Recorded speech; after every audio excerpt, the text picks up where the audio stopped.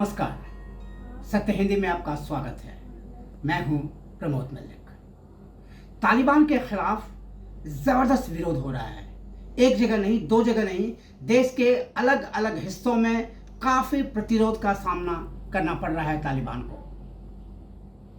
तालिबान के खिलाफ पहला विरोध हुआ जलालाबाद में। जलालाबाद में तालिबान ने अफगान राष्ट्रीय झंडे को उतार दिया और उस पर अपना झंडा लगा दिया। इसके खिलाफ वहाँ स्थानीय लोग बड़ी तादाद में इकट्ठा हो गए। उन्होंने नारेबाजी की, प्रदर्शन किया, उन्होंने जुलूस निकाला और तालिबान के खिलाफ जमकर विरोध प्रदर्शन किया। इसके बाद तालिबान के लड़ाकों ने गोलियां चला दी, जिसमें 3 लोग मारे गए और 1 दर्जन से ज़्यादा लोग घायल हो गए। ये बात है बुधवार की। उसके अगले दिन यानी आज भी देश के अलग अलग हिस्सों में तालिबान के खिलाफ बड़े प्रदर्शन हुए हैं। 19 अगस्त का महत्व यह है कि 19 अगस्त 1919 को तालिबान ब्रिटिश राज से मुक्त हुआ था। इसलिए इस दिन को वहाँ आज भी स्वतंत्रता दिवस कहते हैं, आज़ादी का जश्न मनाया जाता है। तो आज़ादी का जश्न मनाने के लिए असदाबाद में सैकड़ों लोग सड़क पर निकल आए। उन्होंने राष्ट्रीय अफगान झंडा जो बहुत बड़ा था वो ले लिया और उसके साथ सैकड़ों लोग जाकर प्रदर्शन करने लगे। तालिबान के लड़ाकों से उनका सामना हुआ। इन लोगों ने जमकर नारेबाजी की, जमकर विरोध किया। एक बार फिर तालिबान के लड़ाकों ने असदाबाद में निहत्थे शांतिपूर्ण जुलूस पर नागरिकों पर गोलियां चलाई, जिसमें कम से कम 3 लोगों के मारे जाने की खबर है। बहुत से लोग घायल भी हुए हैं। घायलों की संख्या अभी भी तय नहीं पाई गई है। ये बात थी असदाबाद की। इसके अलावा नारंगगढ़ एक जगह है। नारंगगढ़ में लोग सैकड़ों की संख्या में एकत्रित हुए और जो तालिबान ने अपना झंडा लगा रखा था, लोग पोल पर चढ़ गए, झंडे को उतार दिया और उसकी जगह अफगानिस्तान का राष्ट्रीय झंडा लगा दिया। राजधानी भी इससे अछूता नहीं रहा। राजधानी काबुल में लोग वहां के सबसे बड़े चौक पर एकत्रित हुए और तालिबान के झंडे को उखाड़ कर निकाल दिया और वहां राष्ट्रीय झंडा लगा दिया। तो आप देख रहे हैं कि जलालाबाद, असदाबाद, नारंगगढ़ और काबुल, इन 4 जगहों पर लोगों ने तालिबान के खिलाफ विरोध प्रदर्शन किया, नारेबाजी की, जुलूस निकाला, उनके झंडे को हटाकर अपना झंडा लगाया।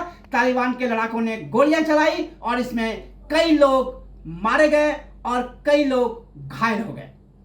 इसके भी पहले यानी 1 दिन पहले, 2 दिन पहले काबुल में कुछ औरतें सड़क पर निकल आई जो बुर्के में थी, लेकिन जिन्होंने अपने हाथ पर प्लेकार्ड ले रखे थे और जिस पर उन्होंने पश्तो में कुछ लिखा था और वो नारेबाजी कर रही थी। और ये सारा सब कुछ वो तालिबान लड़ाकों के सामने कर रही थी।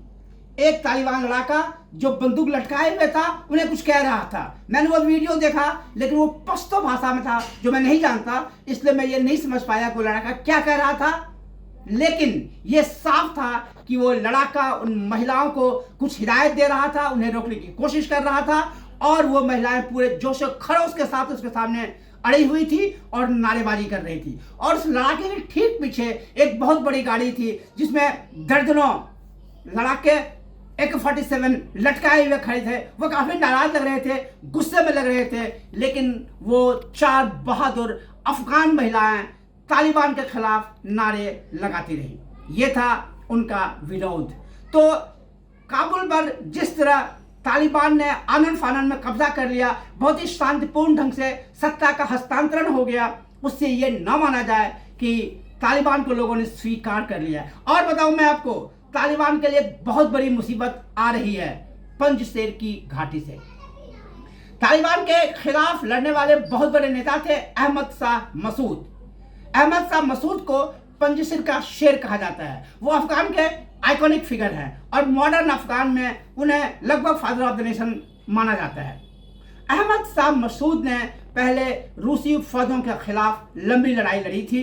जाहिर है वो उन्होंने CIA की मदद से ही लड़ी थी और उसके बाद उन्होंने तालिबान के खिलाफ भी लंबी लड़ाई लड़ी थी। अहमद शाह मसूद के बेटे हैं अहमद मसूद और अहमद मसूद ने चुनौती दी है। उन्होंने अमेरिकी अखबार वॉशिंगटन पोस्ट में एक लंबा सा लेख लिखा है, जिस लेख में उन्होंने कहा है, मैं उनको कोट करता हूं, मैं इस समय पंजशीर घाटी में हूं और अब मैं अपने पिता के पदचिन्हों पर चलने को तैयार हूं और मेरे साथ हैं बहुत से लड़ाके।